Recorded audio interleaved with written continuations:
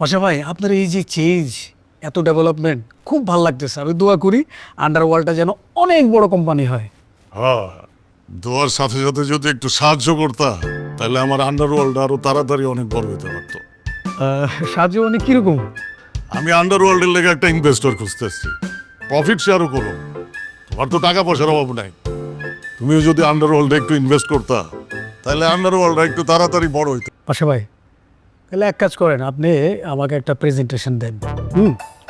আমার একটা টিম আছে যারা কিনা আমার টাকাগুলোকে বিভিন্ন জায়গায় ইনভেস্ট করে। সো তারা যদি আপনার প্রেজেন্টেশনটা দেখে এগ্রি করে, দেন আমরা ইনভেস্ট করবো। আমি তোমার আন্ডারওয়ার্ল্ডের একটা পাতলা প্রেজেন্টেশন বানাই দিতেছি, কিরকম ইনভেস্টমেন্ট পাইতে পারি। এটা তো ডিপেন্ড করে আপনার উপরে, আপনি আসলে কিরকম চান। তারপরেও তুমি আমার একটা ধারণা দাও না।